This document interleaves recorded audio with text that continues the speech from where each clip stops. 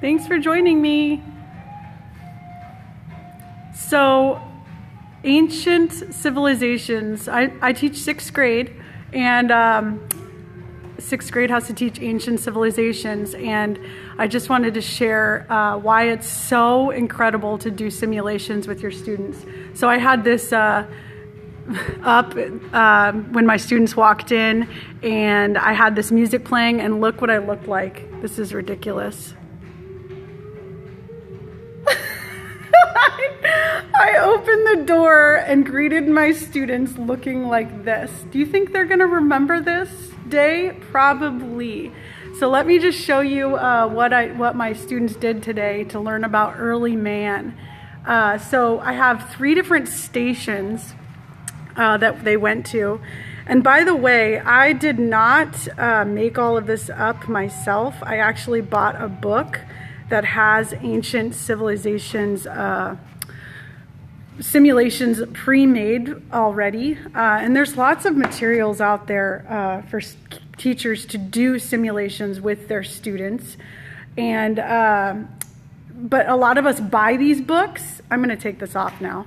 A lot of people buy these books, and then it just seems really overwhelming to actually get all the materials together and to implement these kinds of lessons. So I don't know. I think it's so worth it because it's fun, and teachers look forward to going to school. Kids look forward to going to school. They're going to remember it forever. When they're adults, they'll remember these simulations, and hopefully they'll learn a little bit of content as well. So let me show you about this simulation. Does anyone teach 6th grade in here? If you do, you're going to love this. So let me start at station number 1. Let me show you what they did.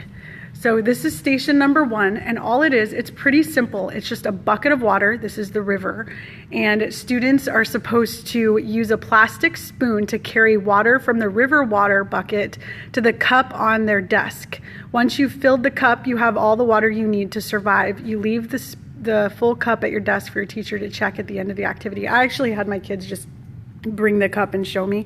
And I have this checklist to make sure to see if kids completed the task, and if they cheated, they died. So yeah, they had to take a spoon and they had to dip it into the water and then fill the cup, and they couldn't cross this line. Their cups couldn't cross this line. And we talked about how civilizations sprung up near fresh water, and also the danger of living near fresh water. So let me just show you this real quick. This was a task chart. So this shows what tasks they were supposed to complete. So the water was station number 1. And so if they filled their cup all the way up, I checked off that they did it. If they completed all the tasks, they survived. If they didn't complete all the tasks, then they did not survive. So let me show you station number 2. Station number 2 was shelter. So they had to build a shelter and show it to me. So here it is. Sorry, it's kind of blurry. So on a square of construction paper, build a model of a shelter using toothpicks. I also give them Post-its. And these are the best ones that my kids came up with so far. Pretty cool. So you'll also notice station number 3 was finding food. So I hid these all over the classroom, and they're worth different units. They had to find 20 units of food in order to survive. And a lot of kids found a bunch of these, but then they didn't find 20. So they were like, what do I do? What do I do?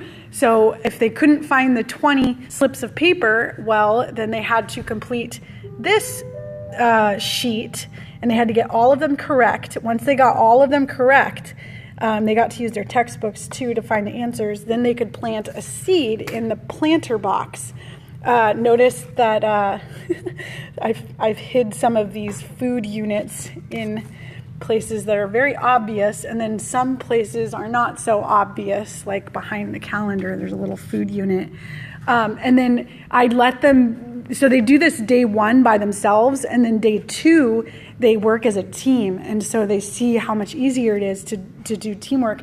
So all of this comes from this book called Hands-on History, Ancient Civilizations, Activities. And so when I first got this book, I was like, oh my gosh, this is a lot of work, but it was so much fun. And the kids they had a blast. They were so excited. And I feel like as teachers, that's what we want. We really want to have fun while we're learning. And of course, afterwards, we had a discussion about everything we learned, and they learned a lot. It was really cool. I want to show you one more thing. There is this really cool thing on Discovery Education where you can actually take your kids on virtual field trips. So there's a virtual field trip coming up to Mount Kilimanjaro, which is October 8th. And all you have to do is sign up, and then your kids can go on a virtual field trip. Cool, huh? So let me show you real quick. This is the virtual field trip that I'm talking about. So it's Discovery Education. So I'm just going to click Get Notified, and then I can get notified through these different outlets, Google, I don't know what iCal is, or Outlook. So yeah, you can take your kids on virtual field trips. If you don't have time to plan for like a giant simulation and collect all the materials for it, then go on a virtual field trip. Have you all ever done simulations before? I feel like initially they're very hard to set up and get all the materials and read all the stuff that you need to do to plan it, and it just takes a lot of time. But I feel like it's well worth it because your kids will remember it forever. By the way, I am Amanda from SchoolDaysSimplified.com, and I actually have products in my store, my Teachers Pay Teachers store, where you can implement a economics simulation. You can implement a government simulation where students actually run for positions like representatives and senators, and they can even run for the judicial branch. They can run for president, vice president. They can even be in the cabinet. And so the simulation takes them through the whole process of campaigning and speech writing and creating, like a motto. And then they actually, once they are elected the position, they actually have to design bills and vote on bills to solve real world problems in the school, like littering and bullying. And so, I think a lot of times when we do like government simulations and the kids like run for office, then it's over. And it's like, okay, well, aren't we going to do our jobs now? Well, yes, you do your jobs in my simulation. So if you find my store, it's called School Days Simplified. It is really fun government simulation if you're interested. And that's all I have to say. My lunch is over. I actually have planning. Yes, planning. What? Yeah, I get planning time. Isn't that cool? Okay, and isn't that a really nice bell? I like my school bell. Okay, well, thank you for tuning in, and I hope that you got some useful information, at least about the virtual field trip or about places to find simulations. I have 2 bucks for simulations if you want them. Or you could go on Amazon and look up like simulations for kids. I feel like sometimes they're a little bit lacking, and even teachers can create their own simulations. If you create your own simulation, you should publish it on Teachers Pay Teachers, because that's one place or one topic that I feel like is lacking on Teachers Pay Teachers. Just my opinion. Okay, thank you for coming, you 4 people who are in here.